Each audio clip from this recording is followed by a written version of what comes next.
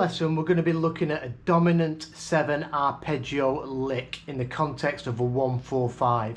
So we're going to move it around like as if we were playing in a 12 bar blues context. We're in the key of A, so our 3 chords are A7, D7 or D9, E9, E7 or E9, E7 there, and A7. If you're a bit cloudy on your chords and voicings, please let me know and I will do some lessons just on these dominant 7 chords. Right, let's take a look at the 1 chord. So we're going to look at this shape. It's our E form. So we're going to mix in. It's going to be mixolydian, but a bit of arpeggio work at the same time. It's good to practice arpeggios up and down, but you're never going to really use them like that in a blues setting. You're going to mix them in with scale tones and move them around in a progression. So the full arpeggio for this chord is going to be root, 3rd, 5th, flat 7, root, 3rd, 5th, flat 7, root. Remember, we've got our minor pentatonic in there.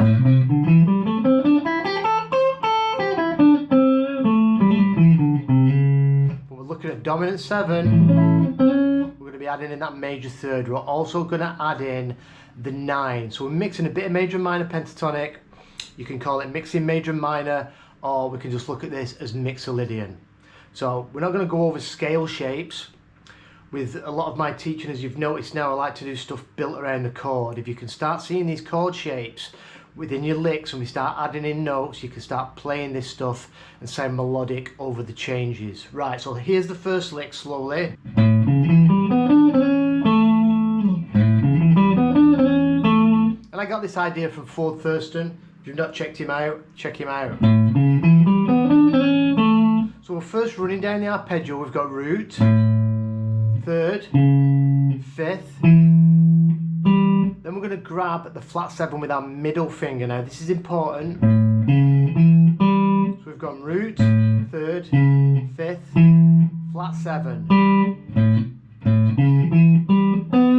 Then we're going to grab the 9 of our scale. So this is in our major pentatonic, it's in our mixolydian, and that's on the 4th fret of the G string. So it's behind the minor 3rd. Now the 9, it's also, if you look at your major scale, it's your 2. So we call it the 9 because it's after the octave. That's why we call it the 9. The 9 and the 2 are the same thing. So we're going to go up to that 9, root, 3rd, 5th, flat 7, 9. This is where we're adding in scale tones. Then we're going to reach over and we're going to go to the 4. So we're sort of circling these thirds, 9, 4, and then our middle finger is going to slide from the minor 3rd into the major 3rd. So we've gone. And our middle finger here should be in the right position just to put it down and slide into that 3rd. And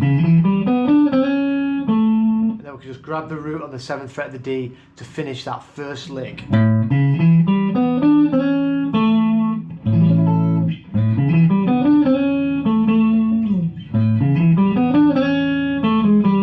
You can walk down from the root to the flat 7 chromatically. Because after that note, that's going to take us to the major 3rd of the 4 chord. So we can see when we get to this 9, all these 4 notes, we're doing chromaticism with these notes. We're playing this note on the 4th fret, we're playing the 7th, we're playing the 5th and the 6th. So if you're thinking of your chord as your triad, this 4, it susses out this 3rd, it leads you to that 3rd, and so does the 9. That's where you get sus 2 and sus 4 from. The sus 2 is the 9, the sus 4 is this note here, around the 3rds.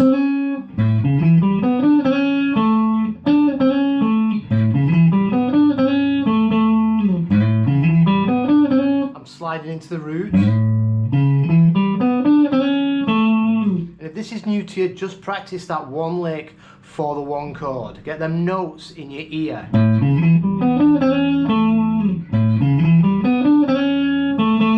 Because now we're going to do the same group of notes in the same order for the 4 chord. Now we're coming out of this shape. There's D9, E9, D9, D7. So we're going to do the same order of notes. Exactly the same.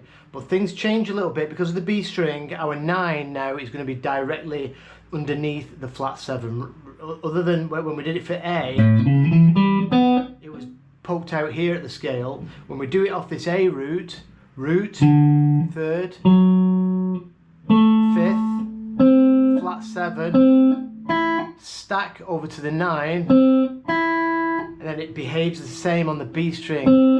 Then we go to the 8th fret, which is the 4 of that chord, and then middle finger sliding into the major 3rd from the minor 3rd of D, and then back to the root, which is directly above it. So we've done the same thing, same order of notes for the 4 chord.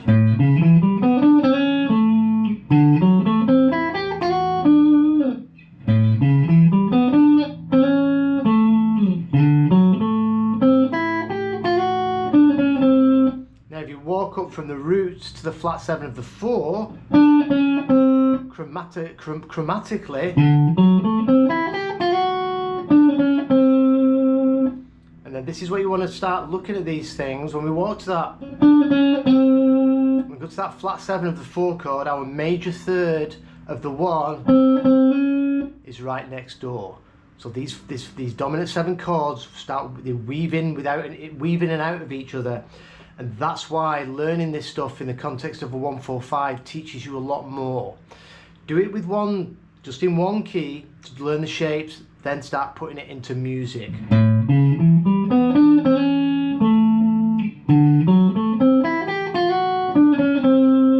Yep. Now the 5 chord, we can simply just move that whole shape up a whole step. Does exactly the same thing, same order of notes. And when you walk that down to the flat 7,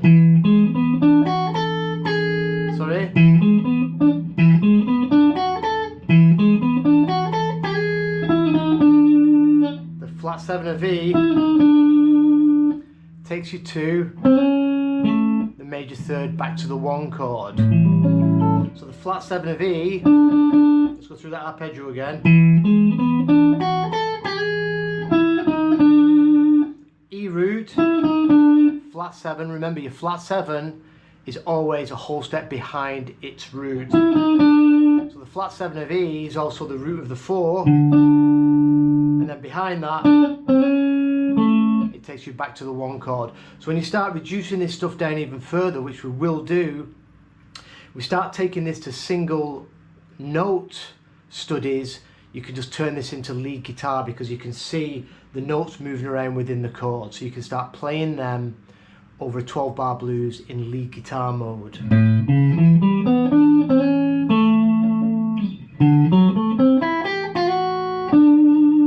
E.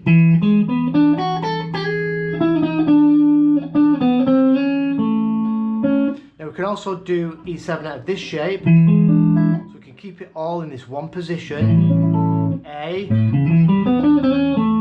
D, back to A, E.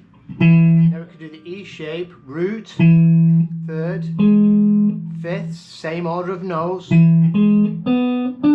the flat 7. Remember, there's your flat 7, and then the 9 right underneath.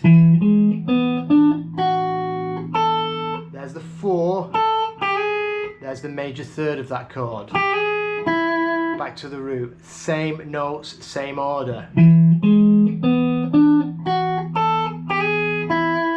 If we walk that root down, there, and it does the same as what it does here. Takes you to the major third of the 1.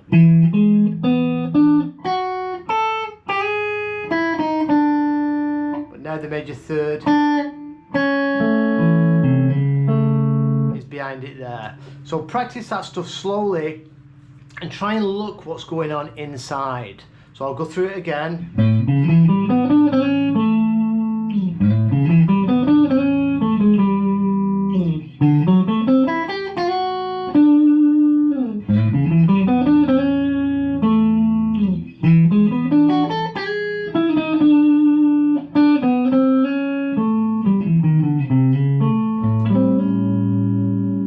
Makes a really good exercise, and you can do this in any key. It's going to be exactly the same, and we can switch up the chord shapes and do it in different parts of the neck, which I will get to. I'm going to keep adding these things. The more I teach this stuff, I'll just keep popping on here and uploading this content into this members section. So again, A, D, E,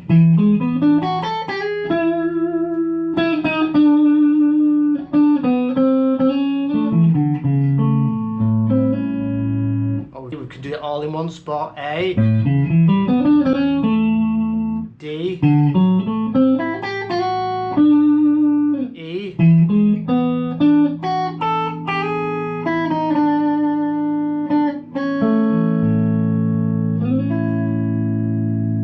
have some fun with that. Any questions, please ask. I'll answer everything. Thanks for watching. I'll see you soon.